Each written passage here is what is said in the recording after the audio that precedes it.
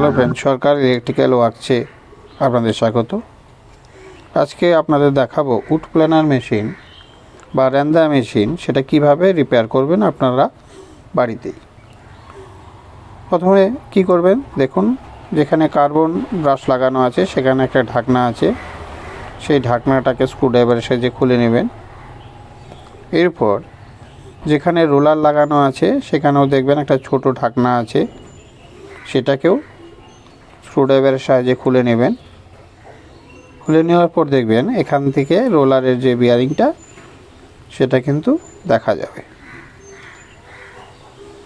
ওই দেখুন রোলারের বিয়ারিংটা বাইরে থেকে দেখা যাচ্ছে। এরপর আপনারা যেখানে বেড লাগানো আছে ওখানেও একটা ঢাকনা আছে, ওটাও খুলে নেবেন স্ক্রুড্রাইভারের সাহায্যে। তারপর ওই যে দেখতে পেলেন যে বেল দেখা যাচ্ছে।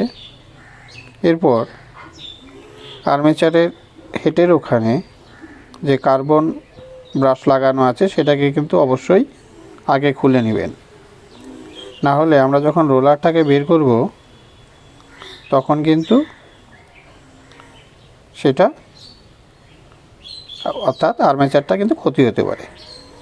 এই যে জেসিবি এটা হচ্ছে জেসিবি উড প্ল্যানার।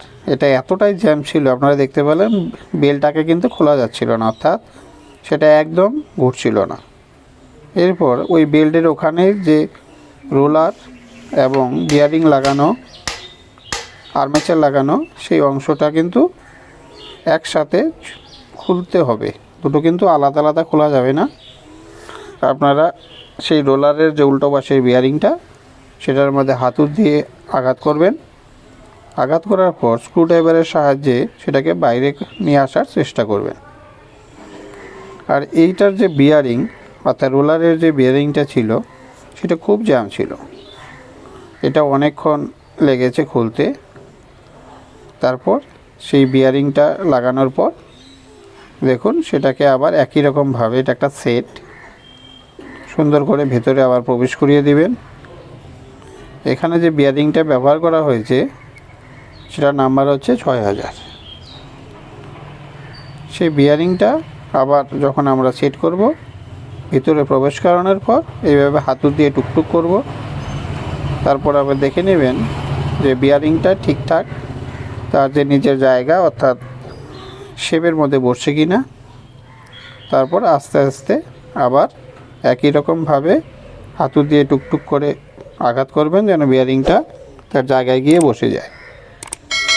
এখানে কিন্তু খুব জোরে আঘাত করবেন না, কারণ সাথে আর্মেচার লাগানো আছে, আর্মেচারটা ক্ষতি হতে পারে। এরপর দেখুন ওই যে দেখতে পাচ্ছেন বিয়ারিংটা তার নিজের জায়গায় বসে গেছে সুন্দরভাবে। এরপর এই যে প্ল্যানারের যে লোহার প্লেটটা নিচের দিকে থাকে সেটা লাগাবেন।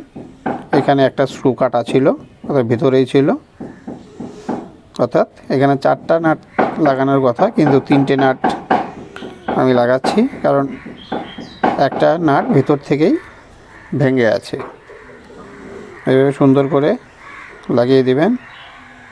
এরপর কী করবেন, সেটিং করবেন যেভাবে খুলছেন ঠিক একই রকমভাবে। দেখুন সেই নাটগুলোকে একটা সুন্দর জায়গায় আমি রেখে দিয়েছি যাতে নাটগুলো হারিয়ে না যায়। যে রোলারের যে অংশটা যেখানে বেড লাগবে সেখানে স্ক্রুগুলো ভালো করে টাইট করবেন। দেখুন দুটো টাইট করা হচ্ছে, এই 3টে, এই 4টে, এখানে কিন্তু 5টা স্ক্রু থাকে। সেই 5টা স্ক্রুকে সমানভাবে টাইট করে দিবেন যেন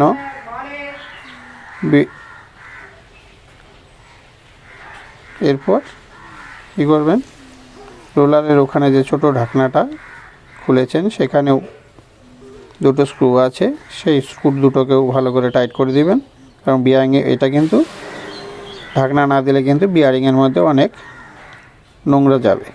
এরপর কী করবেন, যে কার্বন ব্রাশ এটা খুলেছি সেটা তার জায়গায় লাগিয়ে দেন।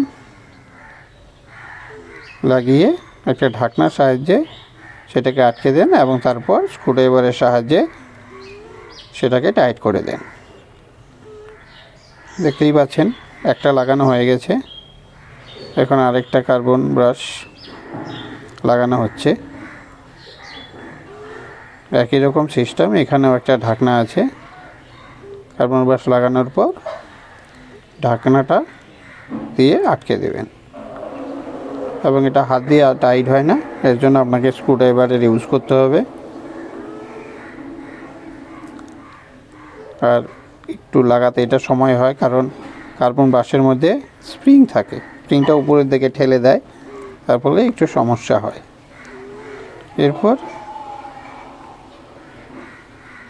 কী করবেন, কার্বন ব্রাশ লাগানোর পর ওখানে যে একটা ঢাকনা খুলেছেন, যেটা দুটো স্ক্রুর সাহায্যে লাগানো ছিল, সেই দুটো স্ক্রুকে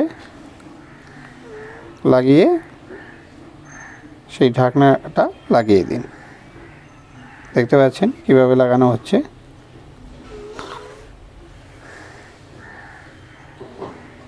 এরপর কি করবেন, এই অংশটাতে দেখতে পাচ্ছেন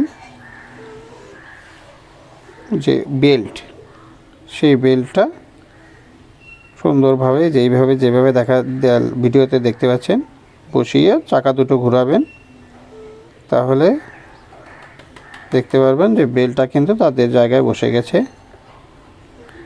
দেখুন, এখন এখানে একটা ঢাকনা আছে, সেই ঢাকনাটাকে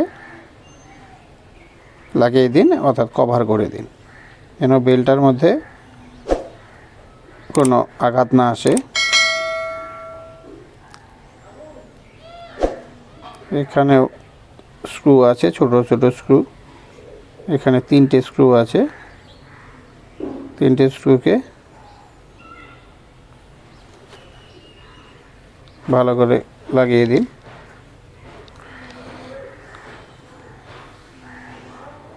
দেখতে পাচ্ছেন যে এটা টাইট হলো কি না, ভালো করে দেখে নেবেন, যেন লুজ না থাকে।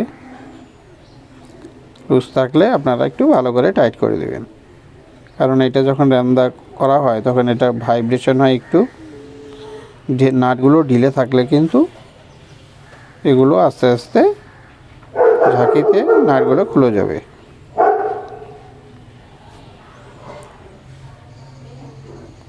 আমাদের কাজ প্রায় কমপ্লিট। দেখুন রোলারটা অনেকটা ফ্রি হয়ে গেছে।